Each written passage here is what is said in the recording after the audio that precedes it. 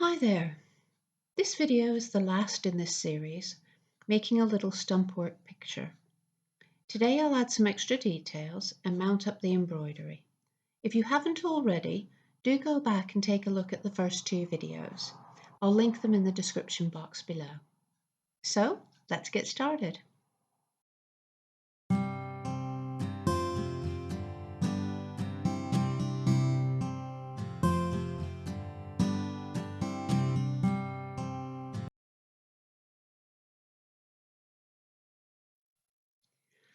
I'm using the comb tool to create more grassy tufts.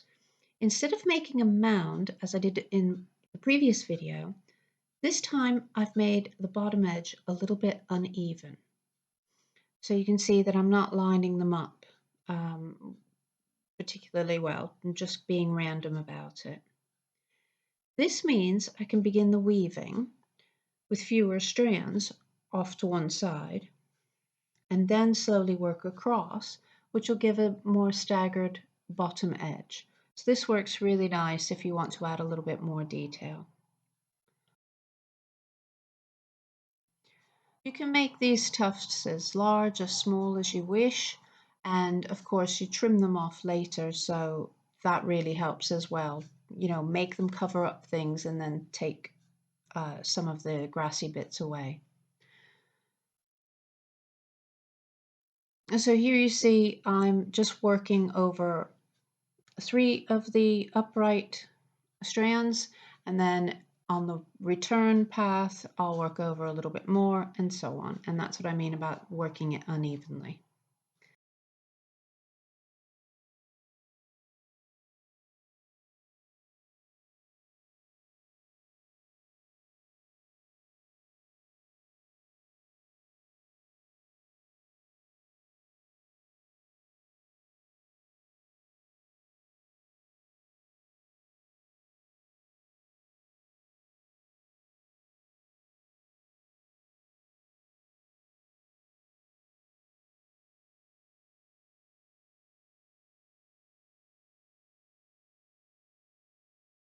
Further away, you hold the comb or even stitch it down if you want, if you find it awkward to hold it in stitch.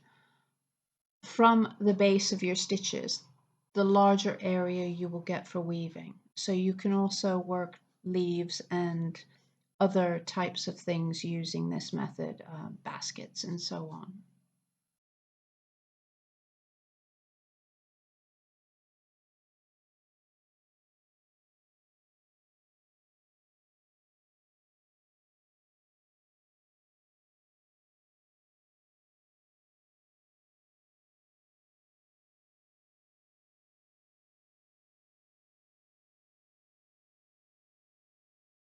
Don't forget to add your little extra stitches just to hold those tufts in place.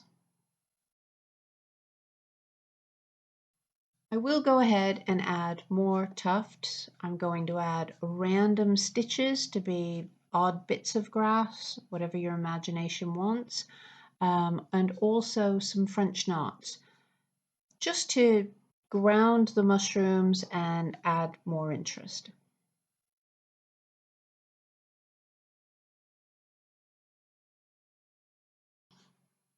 Using the bar tool, we'll make a little leaf.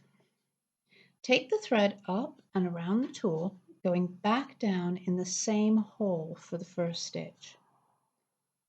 Then repeat another 3 or 4 stitches. It's not as vital that the subsequent stitches are in and out of exactly the same hole. It will just affect the different looks to the leaves, so you can be quite random about this. Try to keep them spaced close together. If you feel you have a gap, you can always go in and put an extra stitch in between.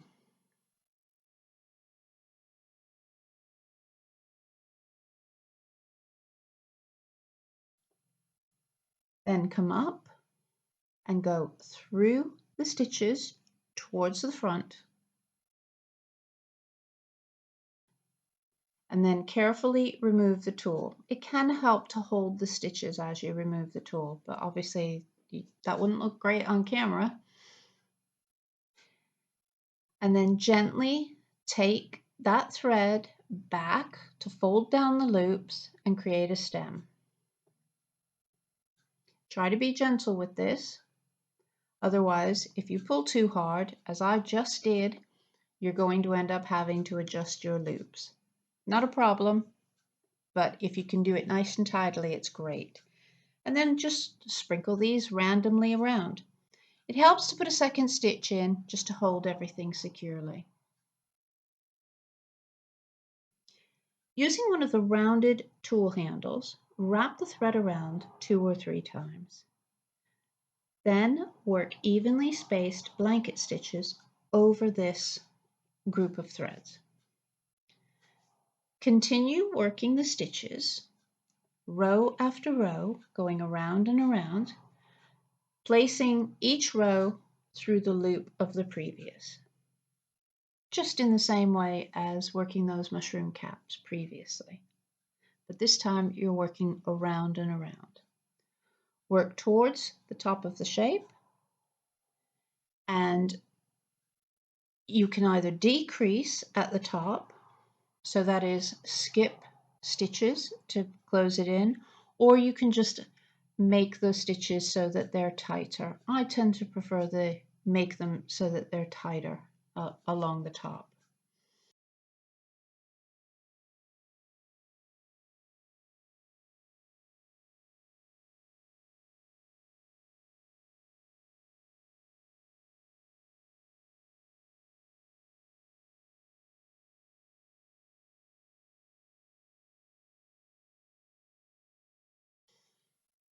And the aim is to make a little cup shape. This little cup shape can be any number of things. It can be, as we're going to do, little sort of random fungi, as you'd find on a woodland floor. But you can use these as flowers. They're really good for hollyhocks and that sort of thing.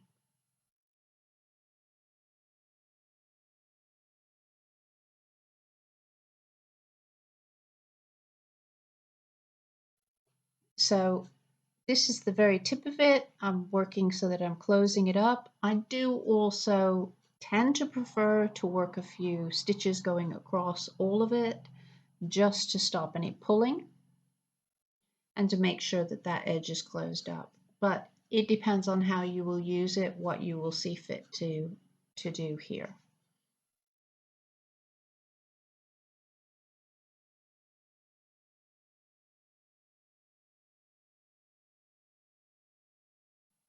And there's your little cup shape.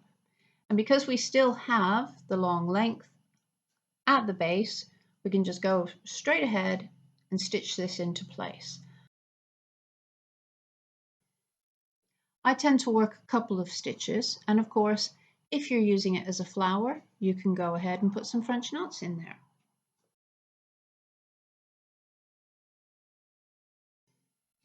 Next, I'm going to use the comb tool a little differently than before.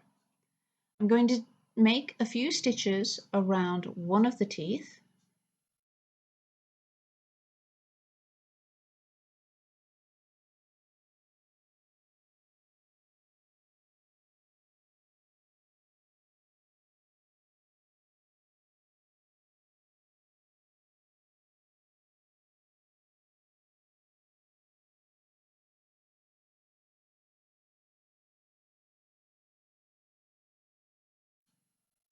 And then I'm going to work stitches around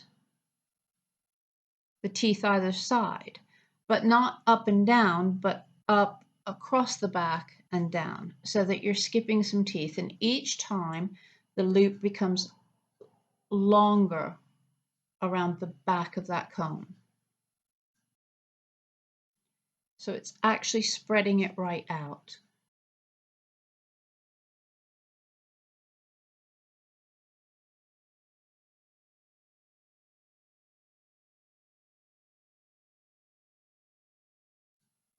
It's nice if you can put a few stitches in, at least 2 in each section.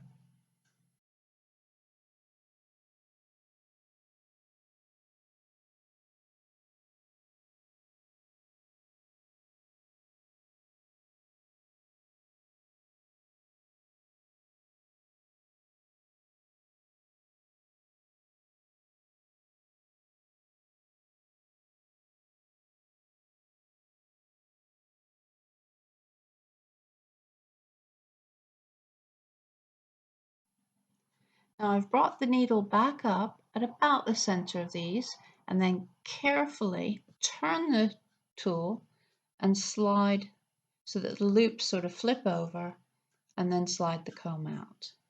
And now I'm just going to make a little securing stitch to bring those long loops down. You can adjust them as you wish, and for some instances you may wish to just keep this curved stitch effect as well. But for this, I'm going to just take a little stitch, come down, and let it fold down on itself.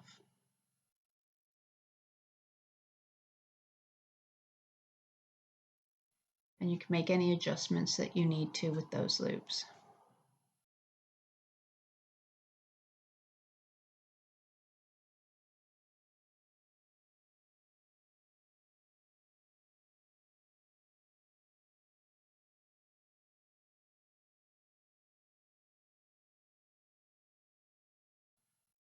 I'll add a few more stitches, and then this bow-like structure with the addition of a bullion knot body and some little stitches for antennae will become a little butterfly on top of the mushroom. And I know we're not to scale, don't worry.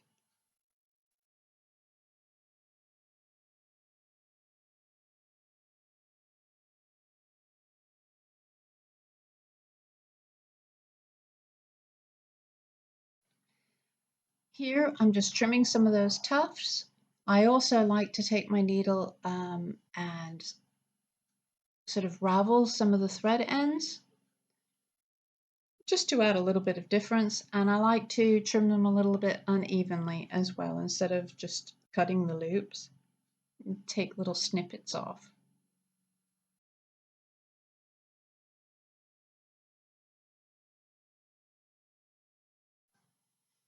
I've finished this piece by mounting it over stiff cardboard with some wadding, just as I would an embroidered button. And I'll link to my video below showing you how to do this with gathering stitches. And now I'm just adding an edge of blanket stitch. And as you can see, I'm working the blanket stitch so that the edge of the blanket stitch is facing up towards the picture itself. So this will just finish the edge nicely. And then once I've done that full circle, I'll go ahead and just to increase this a little bit, whip the ridge of the blanket stitch around, and that's just simply going around and around with the thread to thicken that out and make it look like a cord. Particularly with the variegated thread, this works really well. And it just helps to sort of finish that off. And then you'll have a piece that, you know, it can be used as it is. It could be mounted into a pillow. It could be added to the top of a box, whatever you wish to do.